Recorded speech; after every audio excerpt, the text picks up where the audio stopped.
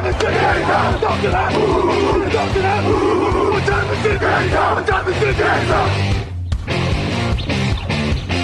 gun, Hulk left slot, Dixie left, T left, Mercedes, wide chip, Ricky, Fever left, 75, Katie, Omaha, we're good.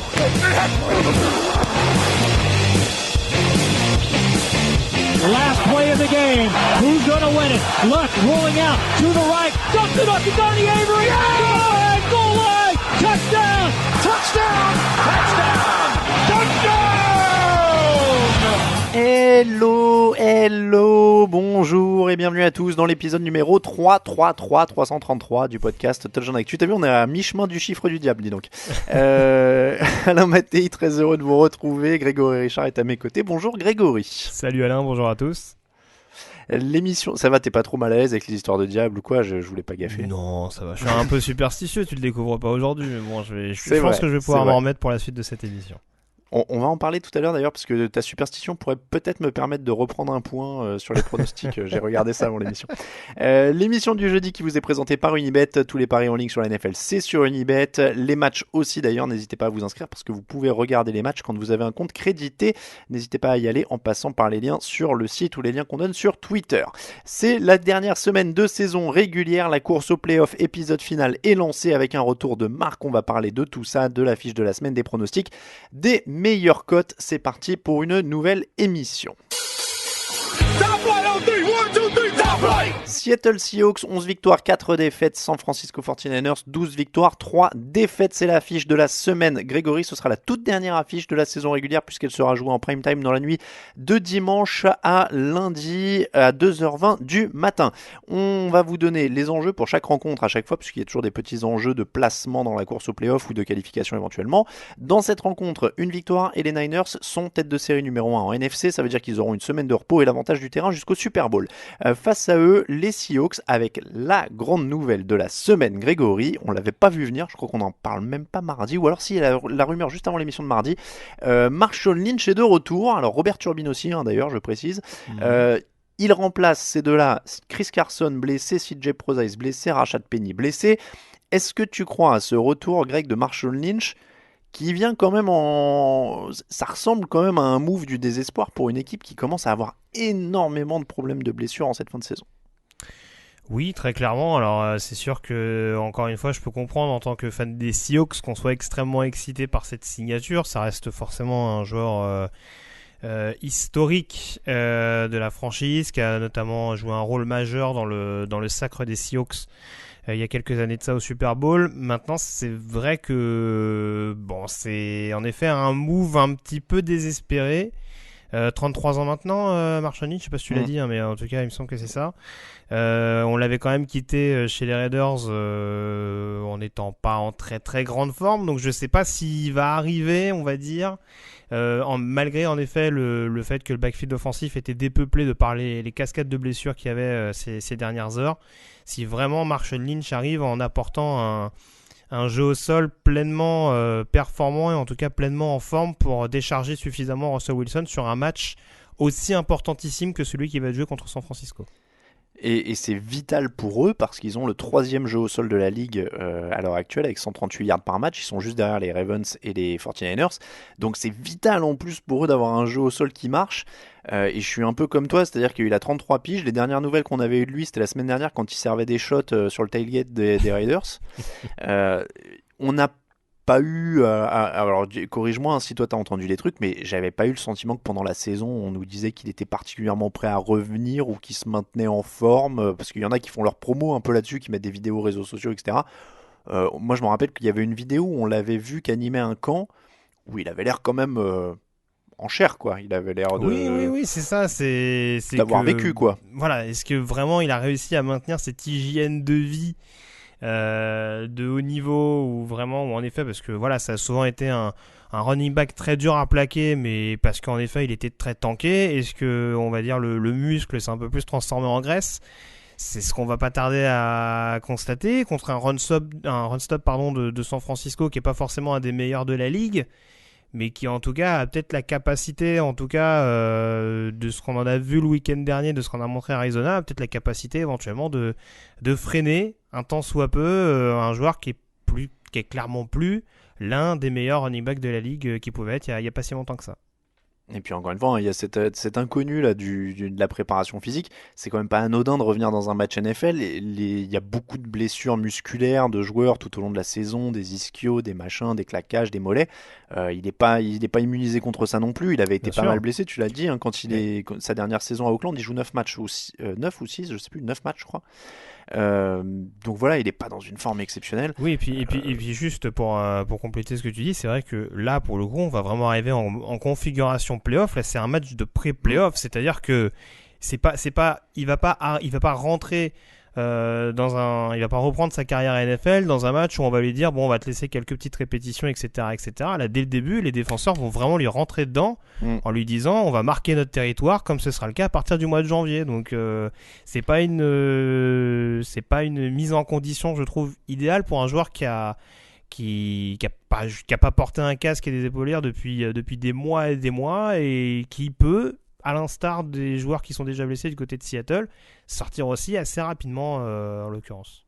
Ouais, disons que l'idée est belle, mais ça semble peu probable de le voir exploser. Oui, c'est ça, c'est un concept romantique. Après, est-ce que vraiment, d'un point de vue purement pragmatique et calculateur, si je peux dire ainsi, dans l'optique des playoffs et du titre de division que veulent viser les Seahawks, est-ce que c'était la meilleure solution ?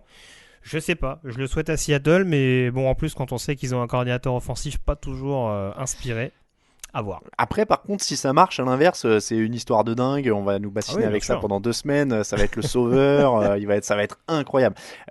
Pour encore enfoncer le clou sur le fait que le jeu au sol est impératif pour eux, ils ont encaissé quand même 47 sacs cette année. Ils ont la 26e ligne offensive en termes de protection de passe en NFL. Donc, ils peuvent vraiment en plus pas se permettre de tout miser sur la passe. Après, la question que j'allais te poser, moi, pour contrebalancer ça, c'est est-ce que la défense des Niners est aussi forte qu'au début de la saison ? Ils ont eu aucun sac contre les Rams, 2 contre les Falcons, aucun contre les Saints, 1 contre les Ravens sur les 4 derniers matchs. Donc ça fait 3 sacs sur les 4 matchs écoulés. Oui, c'est sûr. Après, c'est ce que j'allais te dire également. C'est sûr que autant le run-stop de San Francisco, en effet, c'est pas un des plus denses, en tout cas par rapport au standard qu'on connaissait il y a quelques années, hein, puisqu'on est sur le côté un petit peu nostalgie du côté de Seattle. C'est sûr que si tu te rappelles un petit peu les années Willis-Bowman du côté de San Francisco, c'est pas exactement, on dira statistiquement le même rendement à l'heure actuelle.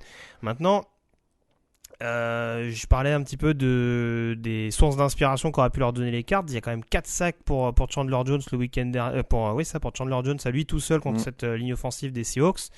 Elle est un peu moins en difficulté que ces dernières années. Maintenant, sur un match, encore une fois, comme ça, où, comme je disais tout à l'heure, la défense de San Francisco, un petit peu comme ce qu'on avait vu, hein, parce que cette équipe de San Francisco, elle est un petit peu difficile à évaluer dans cette deuxième partie de saison. C'est-à-dire qu'on la voit un petit peu outsider sur le match à domicile contre Green Bay, et ils arrivent à gagner assez largement. Du côté de New Orleans, on se dit ça va être un petit peu compliqué. Ils arrivent à gagner. À Baltimore, ils perdent, mais de très peu. Mais on voit que mine de rien, quand ils sont en déplacement, ils ont l'air quand même d'être un peu plus concernés, un peu plus incisifs quand même. Et c'est vrai que sur ce match-là, encore une fois, dans un match avec un énorme enjeu et avec une ligne offensive qui va peut-être avoir du mal au niveau du jeu au sol, avec encore une fois un Marshawn Lynch qui n'est pas forcément dans ses plus grandes années, avec un pass rush qui, je pense, va sans doute monter en niveau. Ça peut être un match relativement compliqué, je pense. C'est quand même un match-up sur lequel je donnerais une petite longueur d'avance à San Francisco en l'occurrence. Oui, et puis après, moi je me faisais l'avocat du diable, mais il reste quand même toujours premier contre la passe et deuxième sur le total de yards encaissés, les Niners. Donc c'est quand même une très très bonne défense toujours. Oui, excuse-moi, non, t'allais peut-être en parler, mais en plus il y a le retour de Richard Sherman quand même à Seattle. Le vrai retour de Richard Sherman, on dira, plus ou moins en forme depuis qu'il est parti des Seahawks. Donc c'est vrai que là, d'un point de vue scénario, il n'y a pas forcément que le retour de Marshawn Lynch. C'est vrai que là, le retour de l'ancien enfant terrible de Seattle dans un match aussi important où San Francisco peut valider la première place, c'est un match qui, je pense, va lui tenir à cœur. Alors, tu allais parler de Sherman, moi j'allais surtout parler de l'absence de Duane Brown aussi sur la ligne offensive de Seattle, qui facilite encore moins les affaires de cette attaque des Seahawks. On parle moins de l'autre opposition, mais je pense que de l'autre côté, c'est assez clair que San Francisco a les clés, surtout là encore avec les blessures. Alors, au moment où on se parle, tout ça c'est incertain, c'est-à-dire qu'il y en a peut-être certains qui vont jouer, d'autres pas dans les noms que je vais vous citer, mais Jadevon Clowney, Quandre Diggs, Shaquille Griffin, c'est pas anodin qu'ils soient gênés par des blessures ou en instance de retour, ou peut-être de retour mais pas à 100%. San Francisco semble avoir l'avantage dans cette opposition-là. Oui, alors après on sait qu'il y a des petits bobos également du côté de San Francisco, mais c'est sûr que ça n'en est pas à ce niveau-là. Quand on a autant de joueurs du côté de Seattle qui en effet participent même pas aux entraînements, parce que c'est vrai que tu parlais de Duane Brown, on peut citer Mike Iupati également au centre de la ligne, enfin il y a énormément de monde, c'est vrai, et là ça commence un petit peu à être préjudiciable en l'occurrence quand on en arrive à perdre à domicile contre Arizona alors qu'on a quand même les clés en main. C'est que voilà, c'est pas sans dommage de la part de Seattle. Maintenant, oui, je peux difficilement te dire le contraire. Alors je pense que défensivement un Jadevon Clowney devrait être remis, un Shaquille Griffin également, mais ça fait quand même beaucoup de pépins, et rien qu'en attaque ça m'inquiète un petit peu, et pour stopper cette attaque au sol de San Francisco qui a pas fait un match extraordinaire, je trouve, contre Los Angeles non plus, faut pas l'oublier, on insiste beaucoup sur les loupés notamment offensifs de Seattle contre Arizona, mais San Francisco contre Los Angeles, il y a 2-3 trucs à dire quand même. Il y a un Garoppolo qui a pas été parfait avec notamment 2 interceptions, il y a un jeu au sol qui a été un petit peu muselé, enfin San Francisco, Voilà, San Francisco, je trouve, on pouvait s'attendre à ce qu'il tape un peu du poing sur la table après avoir perdu de manière assez bizarre à domicile contre une équipe comme Atlanta qui était à sa portée. J'ai pas dans l'idée que même si les Rams étaient pleinement dans la lutte pour les playoffs, gagner de la manière dont ils ont gagné, ça rassure totalement sur la capacité de San Francisco à être vraiment dominateur en playoffs. Mais on en revient encore et toujours à la même chose. C'est sûr que voilà, d'un point de vue santé et d'un point de vue, on va dire, forme du moment, c'est toujours mieux d'être dans l'état actuel de San Francisco que de celui de Seattle. Honnêtement, moi j'ai plus peur pour Seattle au sens où je vais pas dire que leur bilan est flatteur, mais par rapport à l'état de forme actuel, que ce soit les blessures, que ce soit des fois les choix de jeu un peu douteux, que ce soit la profondeur sur les solutions, etc. J'ai un peu peur que cette équipe de Seattle elle finisse un petit peu la saison en titubant et que ça soit compliqué en play-off face à des écuries comme les Saints, comme les Packers, comme voilà. Enfin, c'est très costaud au-dessus dans le haut de la conférence. Et, après, si tu veux, moi en fait, ce qui est toujours compliqué avec cette équipe de Seattle, c'est que ça reste quand même une équipe qui fonctionne beaucoup au mental. Qui est capable de vraiment se sentir pousser des ailes dans les moments un peu clutch, que ce soit avec des titulaires ou non. Et on en vient presque à ce genre de situation. J'ai presque envie de te dire, et c'est ça qui rend vraiment ce match, il y en a beaucoup dans cette 17e semaine qui sont extrêmement difficiles à pronostiquer, de par les différents contextes, les joueurs qu'on va faire reposer ou pas. Mais c'est vrai que du côté de Seattle, on est dans une situation où ça aurait été à San Francisco, je t'aurais dit voilà, Seattle va quand même avoir énormément de mal à gagner, mais au Century Link Field, ils sont capables de prendre feu à n'importe quel moment, encore plus dans un 4e quart qui tournerait éventuellement en leur faveur, quoi. On termine, Greg, avec un pronostic sur ce match. Est-ce que San Francisco termine numéro 1 de la NFC en gagnant, ou est-ce qu'il laisse de l'espoir à ceux qui sont derrière, les Saints et les Packers, dont on va reparler après? Ah ouais, t'es incertain à ce point-là. Là, tu te prends les lèvres dans la main. Tu hésites devant ton micro. Alors, je vais faire une révélation parce que Alain Fanfaron, alors qu'il sait très bien, puisque du coup, on a déjà rempli la grille des pronostics. Et j'ai quand même mis Seattle justement par rapport au dernier argument que j'ai évoqué, ou en tout cas par rapport au fait justement que Seattle, on va dire, dans l'euphorie, pouvait éventuellement s'imposer. J'avoue que j'ai des doutes quand même. J'irai quand même avec San Francisco sur ce match-là et je modifierai mon pronostic sitôt le podcast est terminé. Allez, j'ai la fiche devant moi, regarde, j'ai le fichier Excel, je te le modifie. 49ers c'est enregistré, et bah écoute, je mets les 49ers aussi pour les blessures, et encore une fois je pense que ça trouve plus de solutions quand même, il y a plus de solutions possibles avec San Francisco, donc on va être là-dessus. Les pronostics, tu fais bien d'en parler, petite pause et on parle des scores. It's time, baby! Make it special tonight! Make tonight special! It's our night, and it's our division. It's our time to go win it. We're gonna start fast and finish strong. Yes, sir! And we're gonna work on 3. 1, 2, 3, work!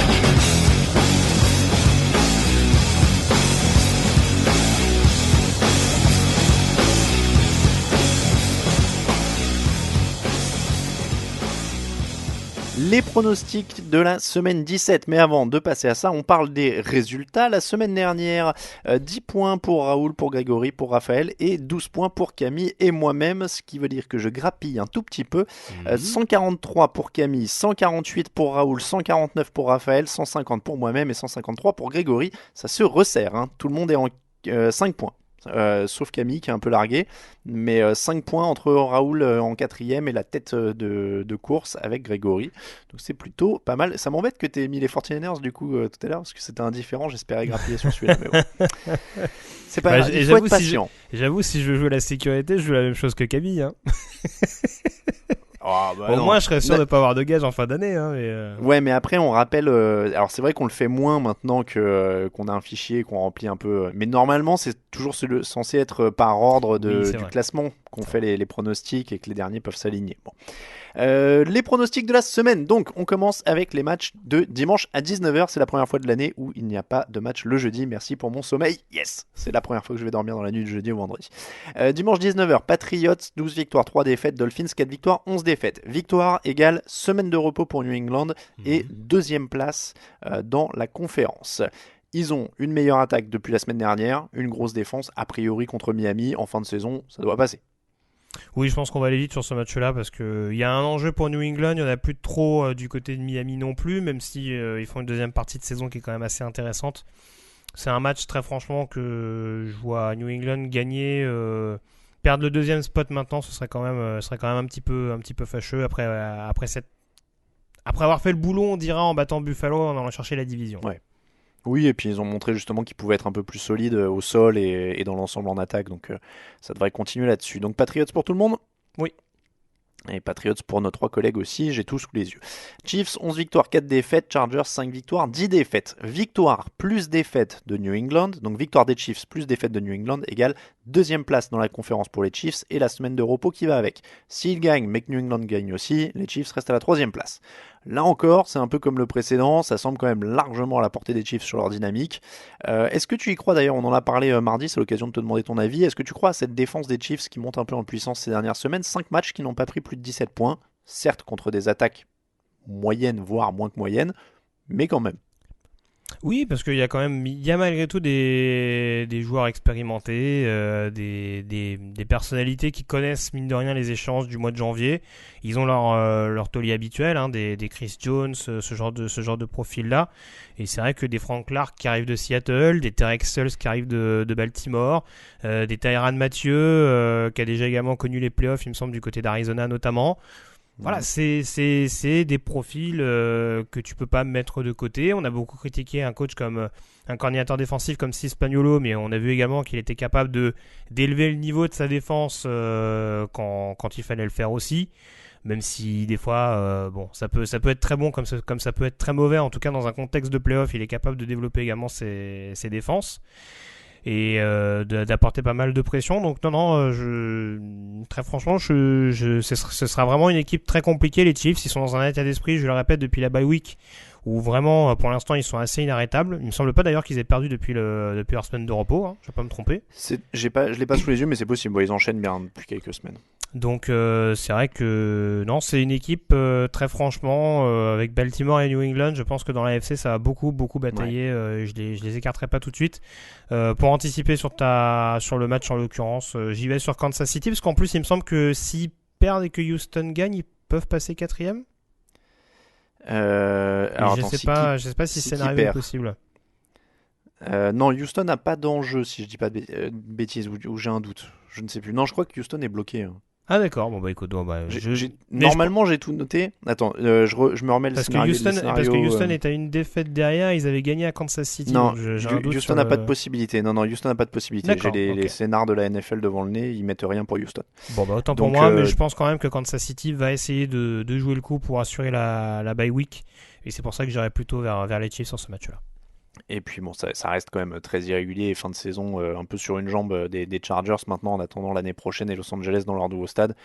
Il n'y a plus grand chose à attendre, surtout s'ils font jouer Melvin Gordon visiblement. Donc je vais dire les Chiefs. Buffalo Bills 10 victoires, 5 défaites. New York Jets 6 victoires, 9 défaites. Alors les Bills sont bloqués en 5e position, il n'y a pas d'enjeu pour eux dans ce match, mais ils devraient faire jouer une majorité de leurs titulaires. Mais pas tout le match, ils ont dit aussi que Matt Barkley pourrait jouer au poste de quarterback par exemple. Donc c'est pas facile à pronostiquer. Après, on peut quand même voir leur défense faire la différence assez vite. Les Jets sont la pire attaque de la ligue, avec 273 yards par match en moyenne. J'ai envie de dire, ils peuvent presque avoir besoin d'une mi-temps quoi, pour marquer, je sais pas, 15-20 points, après avoir intercepté une ou deux fois Sam Darnold ou arraché un fumble sur un sac. Mais ça va être serré. Hein. Les Bills ont gagné 17-16 en première semaine. Ouais. Typiquement, c'est un des matchs les plus chiants de la semaine à pronostiquer parce que je te rejoins, oui, ils vont peut-être pas faire souffler tout le monde, mais j'ai du mal à voir les Bills faire jouer plus d'un quart-temps leurs principaux titulaires. Et on est toujours dans le scénario que j'évoque depuis plusieurs semaines, à savoir ces fins de saison où les Jets vont se réconforter en se disant qu'ils ont gagné un certain nombre de matchs. Et finir avec une fiche de 7-9, je vois bien Adam Gaze arriver en fanfaronnant et en disant vous avez vu, avec toutes les blessures qu'on a eues, finir à 7-9, c'est pas si mal que ça. Donc et mine de rien, ils ont une bonne défense. Oui, clairement, bien sûr. Et puis faut pas oublier qu'ils restent quand même sur une victoire face aux Steelers qui étaient impliqués quand même dans la course au playoff. Hein. Donc même contre des équipes qui ont des coups à jouer, c'est pas non plus c'est pas la pire équipe de la ligue. Hein. Au dernier nouvelle, même s'ils ont perdu à Cincinnati, ils en sont pas au niveau des Bengals cette saison. C'est un match où je dois jouer calculateur, donc j'ai mis les Bills comme beaucoup de mes comparses. Tout le monde. Mais très franchement. Oui, non, mais je suis ce d'accord. match-là, je le vois à 80% tourner vers New York. Je suis assez d'accord au sens où c'est très compliqué. Là, il y a quelques matchs avec des histoires de titulaires au repos, pas au repos. C'est un peu compliqué à voir. Donc, on a tous mis les Bills, en effet, mais il sera très compliqué à jauger ce match. Une petite aparté, Greg, est-ce que tu crois aux histoires de comptes Twitter cachés d'Adam Gaze ? Je sais pas est-ce que tu as vu passer ça ou pas ? Alors, j'ai vu passer ça très très rapidement. Mais Alors, on a mis ça sur le chat de la rédac, on en a parlé entre nous. Ça valait pas vraiment un article parce qu'il n'y a pas de preuve vraiment solide que ce soit lui. Mais apparemment, il a un compte Twitter où il défend les choix d'Adam Gaze, en tout cas, cet internaute, en permanence.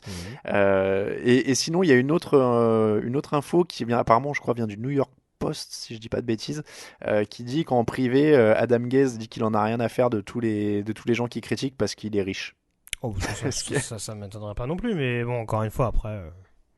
J'ai beaucoup aimé ces infos, mais les tweets sont assez savoureux mais encore une fois, si c'est vraiment lui, où il passe son temps à... Mais du coup, il lâche des trucs sur les désaccords au moment de drafter un tel ou un tel, il dit que les médecins de l'équipe sont en retard sur les technologies par rapport à tous les autres médecins NFL et que c'est pour ça qu'ils ont plein de blessés, enfin c'est assez bizarre. Moi je sais pas si c'est vrai ou pas, maintenant je trouverais ça bizarre que... Enfin, c'est quand même des mecs il y a quand même pas mal de personnes autour de lui, quoi. Donc, je veux dire, à un moment donné, si ça se découvre, perdre justement la quantité d'argent qu'il a à sa disposition sur un limogeage comme ça pour faute professionnelle. Ouais, je sais pas. Ce serait Mais quand même, moi, ce que je trouve incohérent, c'est que s'il dit à tout le monde qu'il a trop de pognon pour en avoir quelque chose à secouer de ce que disent les gens, pourquoi il se créerait un compte Twitter pour répondre aux gens, en l'occurrence ? Ouais, bah oui, c'est pour ça, ouais. Bon, après, il me semble que là, la source. C'est Manish Mehta, non ? Barstool Sport. Non. Manish Mehta pour l'histoire du pognon. Et Barstool Sport pour l'histoire du compte Twitter, je crois. C'est un reporter assez controversé du côté de New York, je crois. Ouais, non mais c'est pour ça qu'on n'en a rien fait sur le site, pour être très honnête. Detroit Lions, 3 victoires, 11 défaites, 1 nul. Packers, 12 victoires, 3 défaites. Victoire égale semaine de repos pour Green Bay. Vu l'état de la défense de Détroit, vu que c'est toujours David Blow le quarterback, ça semble assez criminel si Green Bay n'a pas une semaine de repos après ce match. C'est ça, parce que défaite de Détroit égale au moins 3e choix de la draft assuré.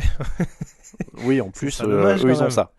Eux ils ont ça, mais a priori là, Green Bay doit pouvoir faire quelque chose. Oui, c'est ça. Assez tranquillement. En attendant de voir si San Francisco peut éventuellement se prendre les pieds dans le tapis du côté de Seattle, Green Bay aurait tout intérêt quand même à assurer cette victoire contre une équipe de Détroit qui est plus qu'en roue libre depuis un bon mois et demi maintenant. Donc oui, j'irai quand même avec les Packers sur ce match-là. Et pour la stat, les Packers n'ont perdu que 12 ballons en NFL, 12 ballons cette saison. Ils sont 2e en NFL derrière les Saints qui jouent contre les Panthers, c'est notre match suivant. Panthers 5 victoires, 10 défaites, les Saints 12 victoires, 3 défaites. Alors les Saints comme Green Bay doivent gagner et espérer alors même pas comme Green Bay, les Saints doivent gagner et espérer défaite des Packers ou des 49ers pour avoir une semaine de repos. Donc Sean Payton a dit qu'ils vont jouer à fond. On parle beaucoup de l'attaque des Panthers à cause des changements de quarterback, mais la défense est quand même plus du tout la force qu'elle était à une époque. Ils prennent 374 yards par match cette saison, c'est 23e. Alors c'est pas le fin fond de la ligne, mais c'est quand même pas les standards Panthers. Non, c'est ça. Il y a un run-stop qui clairement a disparu au fil des mois, incarné notamment par un Luke Kuechly qui est clairement pas dans sa meilleure saison NFL.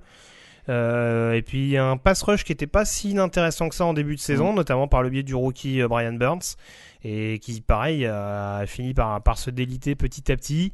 Je pense que cette réorganisation du système défensif de la part de Ron Rivera a un temps été intéressante, mais c'est vrai que ce front 3 a l'air d'apporter un peu plus de contraintes, ou en tout cas ces dernières années plus globalement. Hormis Kawan Short, il y a quand même eu pas mal de soucis sur ce poste-là et ça commence vraiment à se ressentir et ça va être un poste à clairement considérer pour les Panthers dans les mois à venir. Et ça a été la base de leurs principaux soucis, et ce qui fait qu'aujourd'hui, notamment face à des bonnes lignes offensives, et là ils vont tomber contre une bonne O-line comme celle des Saints, ça peut être assez compliqué, et c'est ce qui m'amène à aller vers la Nouvelle-Orléans sur ce match-là aussi. Alors les Saints pour moi aussi, Will Gray on avait débriefé mardi, on en reparlera l'autre mardi, ça avait été compliqué. Juste pour dire un mot, donc on donne tous les deux les Saints, il est pas là mais il faut quand même qu'on le notifie. Raoul Villeroy a parié sur les Panthers, il a dit sur le chat il y a 10 minutes, les Saints vont lâcher ce match, mark my words, donc voilà, on vous prend à témoin tous aussi dans l'émission. En même temps c'est un ancien fan des Panthers, c'est peut-être ça qui ressurgit également. C'est vrai, manque de lucidité passager, mais... Pourquoi pas. Bon, après, on aura tous l'air bêtes s'il avait raison. Vikings, 10 victoires, 5 défaites. Bears, 7 victoires, 8 défaites. Minnesota sera numéro 6, quoi qu'il arrive. Est-ce que les titulaires vont jouer? Mystère au moment où on enregistre. Ils sortent d'un mauvais match en attaque contre les Packers, donc ce serait peut-être pas une mauvaise idée pour leur mettre un coup de pied aux fesses. Après, il y a toujours le dilemme. Si t'as un de tes titulaires importants qui se blesse, t'as l'air bête aussi. Ils ont perdu 16-6 à l'aller contre les Bears. En plus, ils n'avaient marqué que dans le dernier quart. Leur jeu au sol avait été stoppé, ce qui m'amène à quand même quelque chose d'assez évident. Je sais même pas si c'est une question, mais ils ont l'air complètement dépendants de Dalvin Cook, qui était pas là contre Green Bay, et ils ont complètement pris l'eau, quoi.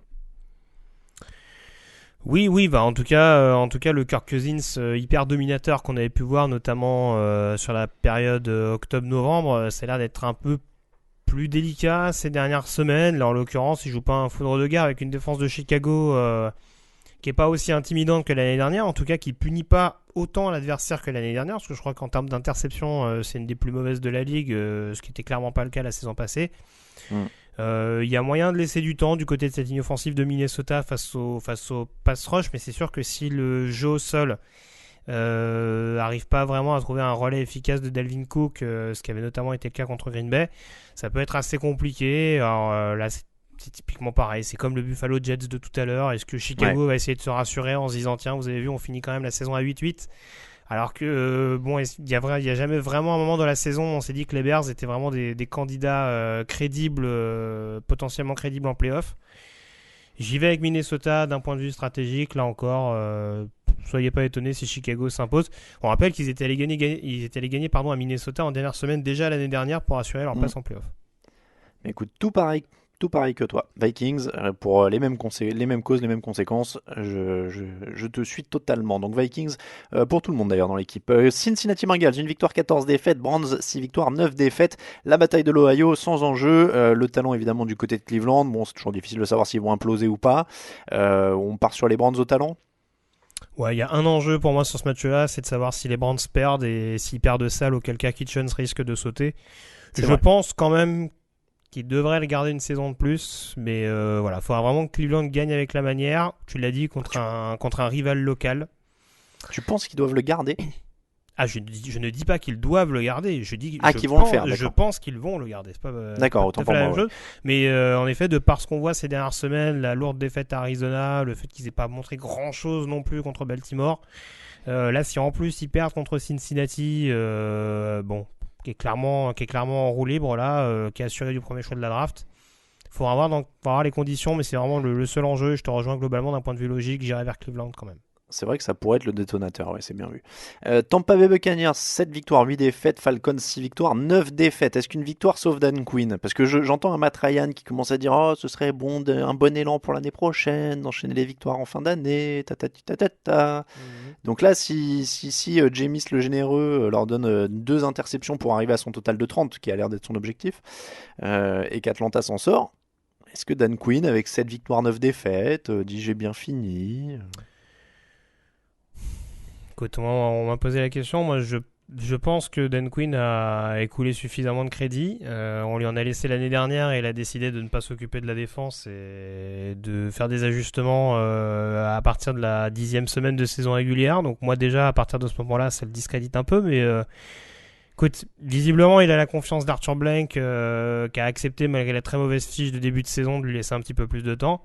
C'est sûr que là, en ayant une fiche de 1-7, si on te laisse du sursis et que tu reviens avec une fiche potentiellement à la fin de la saison de quoi, 6-2 en l'occurrence, bon, ouais. Il peut éventuellement avoir du sursis, mais je suis pas sûr que ce sera vraiment une solution viable sur le long terme. C'est un match qu'Atlanta peut gagner. C'est les Buccaneers, donc l'équipe d'en face peut toujours gagner ou perdre, hein. Ça dépendra de... Tampa avait gagné avec la manière du côté d'Atlanta au match aller. Après, franchement, c'est un match où il va y avoir 18 touchdowns, ça va tourner d'un côté ou de l'autre. Ouais, j'y vais avec Tampa d'un point de vue fiche, mais très franchement, Atlanta a toutes les chances de le gagner celui-là aussi. Je vais y aller avec Atlanta justement pour essayer de te grappiller un point, mais de toute façon je suis jamais confiant quand je parie sur les Buccaneers, donc quitte à parier, voilà. On sait jamais ce que va faire Jameis Winston, donc ce sera Falcons de mon côté. Dimanche à 22h25, on vous rappelle, vous aurez 8 matchs à 19h, 7 à 22h25 et un seul match évidemment en prime time. Les Giants, 4 victoires, 11 défaites contre les Eagles, 8 victoires, 7 défaites. Une victoire et les Eagles sont en playoff, c'est aussi simple que ça. Ils ont une attaque avec des blessés, mais avec Vance, Miles Sanders, ils peuvent a priori largement déborder une des pires défenses de la ligue, puisqu'il n'y a quand même pas grand monde à New York. Mais est-ce qu'ils sont en danger, eux, de se faire déborder par un Saquon Barkley et un Daniel Jones qui ont été quand même assez flamboyants lors du dernier match? Alors forcément c'est des contextes qui sont différents. J'ai longtemps cherché cette saison la fameuse clé mentale du côté de Philadelphie qui est jamais arrivée. Est-ce que le déclic serait arrivé avec cette victoire contre Dallas qui les met vraiment en position de force juste avant la dernière marche? C'est fort possible. Je jouais les Eagles parce que par rapport justement à cet état de fait, maintenant, de ce que j'ai vu au match aller, alors on me dira au match aller, les Giants sont pas loin de s'imposer non plus. Ça se joue en prolongation pour Philadelphie, dans un contexte où en effet, du côté des Eagles, on n'avait pas trouvé, en tout cas on n'avait pas un Miles Sanders qui est dans sa forme actuelle, un Greg Ward qui est sorti du chapeau au niveau du poste de receveur. Je pense que déjà le déclic offensivement, il y a eu quelques petites révélations pour certains joueurs qui ont clairement changé la donne. Donc je joue Philadelphie, mais c'est un match qui me fait extrêmement peur pour les Eagles et je sens le soufflet retomber sur le tout dernier match. Et cette défaite face aux Giants de manière assez inattendue contre une équipe de New York qui offensivement tourne pas trop mal ces dernières semaines. Alors ils ont joué Miami et Washington, c'est pas extraordinaire. Mais offensivement, même quand Eli Manning a pris le relais de Daniel Jones, ça tenait à peu près la route. Donc méfiance pour Philly.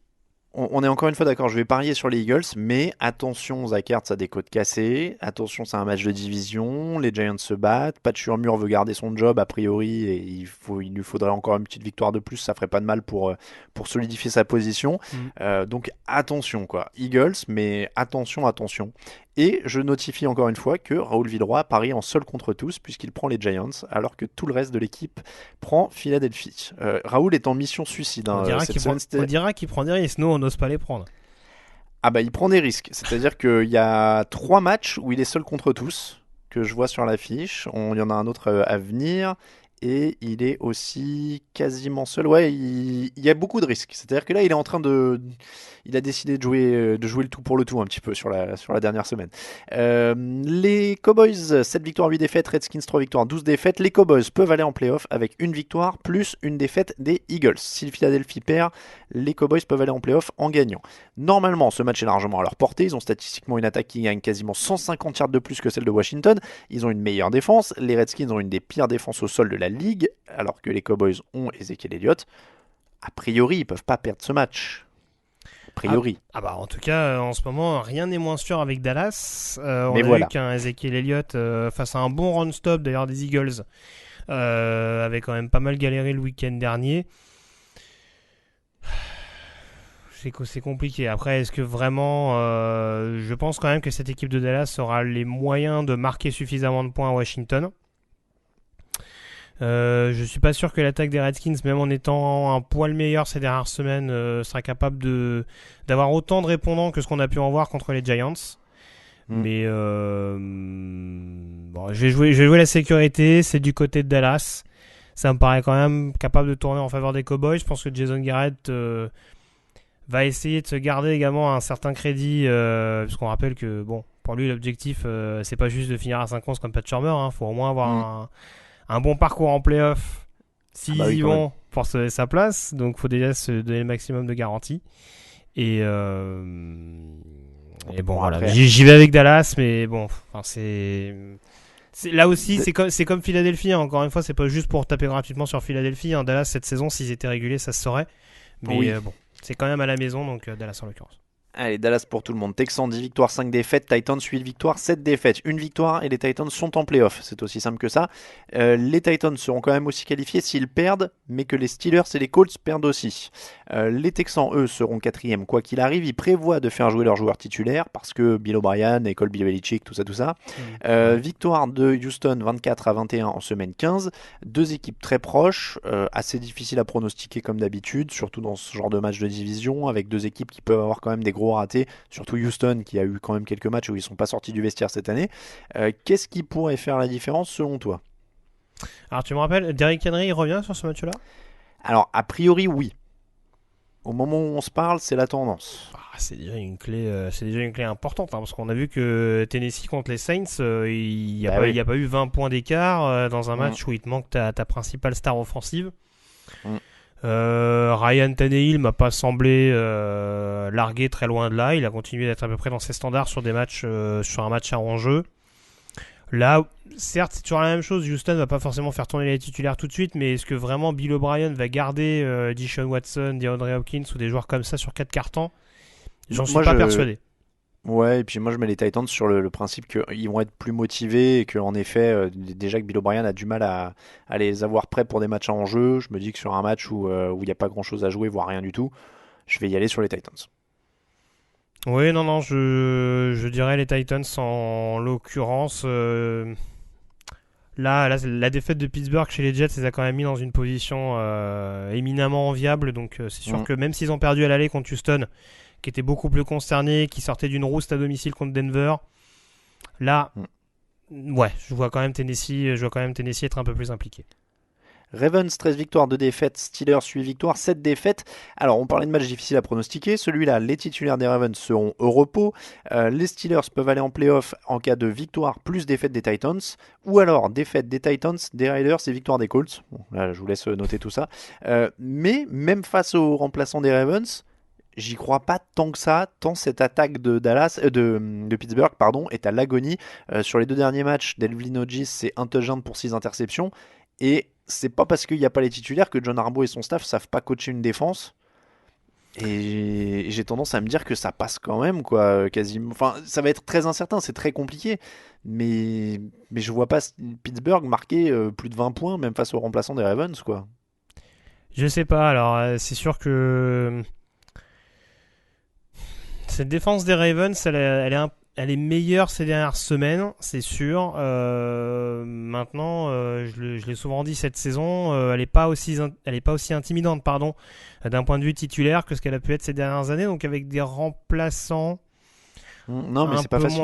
Voilà, on le sait, hein, je te rejoins, c'est globalement bien coaché, donc bien entendu qu'ils sont capables de provoquer des pertes de balles, et on a vu avec Devin Hodges que, enfin c'est quel match où il en fait 4, c'est lors du Monday Night, je sais plus contre qui. Oui, j'ai un trou. Contre Buffalo. Match contre Buffalo où il se fait pas mal intercepter, donc c'est sûr que ça peut être préjudiciable pour Pittsburgh, même sans avoir tous les titulaires en face, mais sur un match, je pense, où ça va quand même beaucoup faire tourner du côté de Baltimore, où défensivement, quand même, du côté de Pittsburgh, il y a de quoi maintenir l'attaque des Ravens si c'est pas Lamar Jackson et ses collègues qui jouent. Ah, c'est très solide, hein. C'est pour ça que ça le rend difficile à pronostiquer. C'est que Pittsburgh a cette grosse défense. Même avec la défense de Baltimore, même avec les remplaçants défensifs qui peuvent maintenir, on dira, Devin Hodges et ses coéquipiers à un certain nombre de points, on peut avoir une belle victoire des Steelers 13-10 acquise dans le quatrième quart. Donc, non, mais complètement. J'irai avec les Steelers parce qu'il y a plus d'enjeux et parce que les Ravens, de toute façon, première place assurée, ils n'ont pas forcément à forcer leur talent sur ce match-là, même si on sait que Ravens-Steelers, bon, il y a toujours une petite suprématie qui essaie de s'installer dans la FC Nord. J'y vais quand même avec Pittsburgh sur cette rencontre. Eh ben, Pittsburgh, tu seras tout seul, tout le monde a pris les Ravens, y compris moi.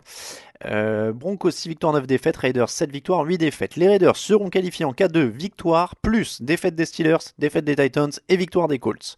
On passe sur ils passeraient devant Pittsburgh sur la difficulté du calendrier. Les Broncos sont chauds, 3 victoires en 4 matchs. Les Raiders ont gagné l'opposition entre ces deux équipes 24-16 en semaine 1. Josh Jacobs est sur le chemin du retour. Ils ont fait un bon match contre les Chargers, ils sont encore en vie. C'est un match plutôt incertain parce que Vic Fangio et les Broncos font une bonne fin de saison. On a deux équipes plutôt dépendantes de leur jeu au sol et plutôt une meilleure défense du côté de Denver, en tout cas sur les talents présents. Donc dur à pronostiquer sur la dynamique, je te dirais Auckland, mais même pas tant sûr que ça d'ailleurs, parce que la dynamique des Broncos est plutôt bonne ces dernières semaines.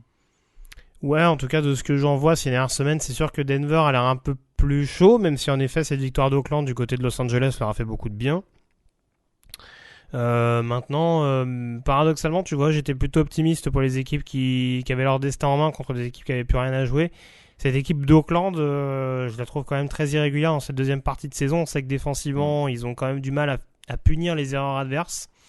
Et encore plus de ce qu'on en a vu à l'instar du match contre Jacksonville. Ils ont aussi du mal à concrétiser leurs moments forts. Donc c'est sûr que contre une équipe de Denver qui est solide sans être extraordinaire depuis le début de la saison, qui, comme je l'ai dit, pourrait largement avoir une fiche un peu meilleure sans que ce soit vraiment infamant. Voilà, voir les deux équipes, très franchement, de ce qu'on a vu de Denver et d'Auckland cette saison, voir les deux équipes finir la saison régulière à 7-9, c'est pas ce qui me choquerait le plus. Donc j'irai plutôt vers les Broncos sur ce match-là. Je vais sur les Raiders parce qu'ils ont l'enjeu, mais c'est pareil, c'est pas un match où je suis ultra sûr de mon choix et ça fait partie des nombreux pile ou face de la semaine, donc je vais dire Raiders. Les Jaguars à 5 victoires, 10 défaites, les Colts à 7 victoires, 8 défaites, qui va finir le moins mal la saison, parce qu'en ce moment ça se passe quand même pas très bien des deux côtés. Les Jaguars ont perdu 6 de leurs 7 derniers matchs, les Colts ont perdu 6 de leurs 8 derniers matchs. Deux quarterbacks qui ont été un peu hype à un moment et sur lesquels on commence à avoir des doutes maintenant, Jacoby Brissett et Gardner Minshew. Là encore, c'est plutôt dur à pronostiquer. Moi je le dis tout de suite, je vais prendre les Colts parce que jeu au sol et qu'ils arrivent à peu près à garder un fond de jeu là-dessus. Mais ça reste un match de fin d'année entre deux équipes qui sont éliminées, donc ça c'est compliqué aussi. Ouais, moi je vais avec les Colts parce que Doug Marrone et parce que fin de saison très clairement en roue libre. Les Colts, on sait qu'il y a eu des blessures qui n'ont pas forcément facilité les choses du côté de Jacksonville. Bon, je vois pas énormément de motifs qui expliquent, hormis le manque d'intérêt en interne, ces difficultés. Donc voilà, il y a eu une victoire sur un malentendu du côté d'Auckland, mais je vois Indianapolis remporter ce match-là. Les Rams, 8 victoires, 7 défaites, Cardinals 5 victoires, 9 défaites, 1 nul. Kyler Murray est incertain. Les Rams ont une meilleure attaque et une meilleure défense sur la saison. 34-7 pour les Rams contre les Cardinals plus tôt dans l'année. Bon, Jalen Ramsey est forfait, mais dans l'ensemble, les Rams ont quand même l'air assez au-dessus de cette équipe d'Arizona, surtout si Kyler Murray est absent. Oui, enfin après on voit que du côté d'Arizona, même sans quarterback, Kenyan Drake en ce moment il marche sur l'eau, hein, donc je sais plus, ça fait 2-3 rencontres de suite où c'est quasiment l'un des meilleurs running backs de la ligue, donc ça va être quand même à voir. Je disais que tout à l'heure le run stop des Rams avait été à peu près satisfaisant contre San Francisco, même si le backfield offensif californien s'était pas mal partagé le ballon. Mais c'est sûr que Los Angeles, a priori, a quand même de quoi finir sur une bonne note. Une saison qui a été extrêmement irrégulière. Donc finir à 9-7, en effet, avec une attaque qui termine sur une bonne note face à une défense qui est pas extraordinaire cette saison, ça me paraît quand même la moindre des choses. Et les Rams, donc pour tout le monde, on termine avec le match dans la nuit de dimanche à lundi à 2h20 du matin. On l'a dit, Seahawks 11 victoires, 4 défaites, San Francisco 49ers 12 victoires, 3 défaites. C'était notre affiche de la semaine. Tu as donné les 49ers et j'ai donné aussi les 49ers. Raoul Villeroy est le seul à prendre les Seahawks dans l'équipe, donc encore une fois, il est seul contre tous. Il peut gratter du point, hein. Il peut remonter fort si tous les pronos. Écoute, il a été en tête pendant une bonne partie de la saison régulière, donc je pense qu'il se dit c'est bon, plus rien peut m'atteindre. C'est ça. Voilà pour les pronostics de la semaine 17. On passe aux cotes. Les meilleures cotes de la semaine avec notre partenaire Unibet. Grégory, c'est à toi de jouer pour la première cote. Alors ça va faire partie de mes fameuses cotes pas du tout contradictoires parce que en effet j'ai joué San Francisco au niveau des pronostics, mais comme je l'ai expliqué tout à l'heure, du coup Seattle avec une très bonne cote, une cote à 2,30, peut potentiellement déjouer les pronostics. Ça se joue au Century Link Field dans un match en prime time en dernière semaine de saison régulière. C'est typiquement le genre de contexte où jouer Seattle ça va être extrêmement compliqué. Surtout pour un Jimmy Garoppolo dont on ignore encore totalement ce qu'il est capable de donner sous la pression dans des moments clés. Donc on n'est pas à l'abri d'un quarterback qui potentiellement pourrait déjouer dans une ambiance aussi hostile que celle-là. Et en effet, même si San Francisco est favori légitime de ce match-là, jouer Seattle à 2,30 sur un match qui, comme à l'aller, peut éventuellement jouer sur un coup de dé avec les Seahawks qui à l'époque s'étaient imposés en prolongation, je me dis ça peut éventuellement valoir le coup de se tenter. Bon, et puis en plus, le public est déjà chaud d'habitude. Imaginez avec le retour de Marshawn Lynch, il y a des Skittles qui vont voler de partout, ça va être incroyable. Les Ravens, pour moi, à 1,95, je l'ai dit, match très incertain face aux Steelers. On en profite pour une fois qu'ils sont outsiders, cette équipe de Baltimore. 1,95. La cote bonus dans le match Titans-Texans, les Texans sont à 2,30. Ça reste quand même une opposition. C'est pareil, on est un peu dans le contradictoire parce qu'on a pronostiqué les Titans, mais les Texans, dans un match de division comme ça, ont quand même un vrai coup à jouer. S'ils jouent leur titulaire une bonne partie du temps, à 2,30, c'est quand même une cote qui se tente. Donc, les Ravens à 1,95, les Seahawks à 2,30 et les Texans à 2,30, ça vous fait un combiné à 5 € misé, 51,58 € de gain potentiel. Le YOLO Grégory. Alors, on garde Ravens, Texans et Seahawks. Et on a des petites cotes quand même pas mal parce que t'as un Raiders qui joue, on l'a dit, j'ai un trou parce que je les avais sous les yeux il y a 2 secondes, contre les Broncos, voilà. Match incertain, et pourtant les Raiders sont à 2,25 en étant quand même une équipe qui joue quelque chose, donc ça se tente. Les Jaguars dans un match quand même assez incertain contre les Colts aussi de fin de saison, 2,40 pour les Jaguars, donc on va rajouter ça au YOLO.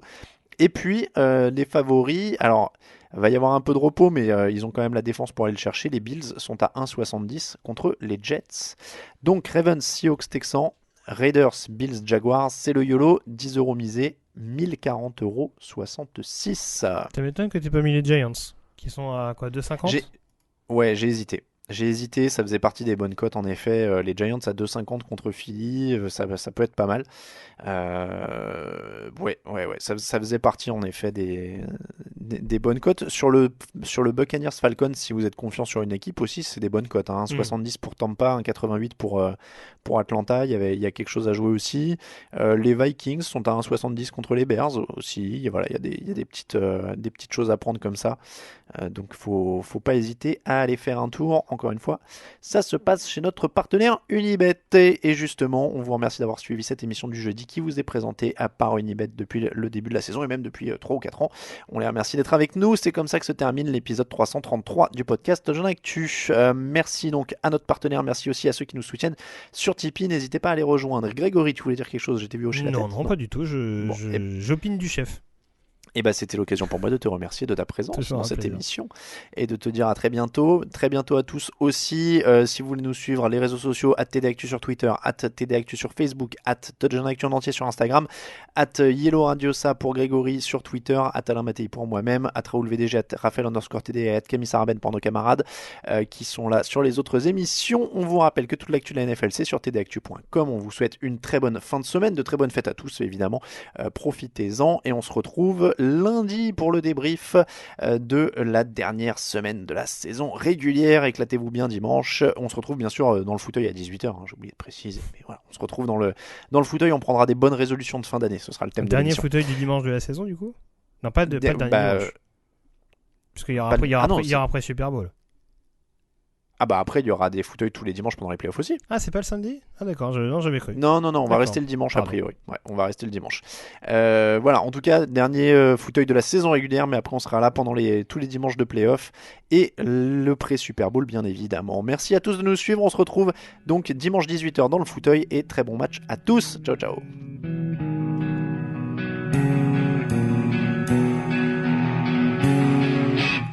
Les meilleures analyses, fromage et jeux de mots, tout sur le foutu est en TDAQ.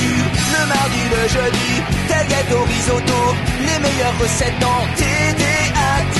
Fumble pour JJ Watt, Bismuth pour Marshall Lynch, Rocas Global Beckham, Tom Brady quarterback, calé sur le fauteuil, option Madame Irma, à la fin on compte les points,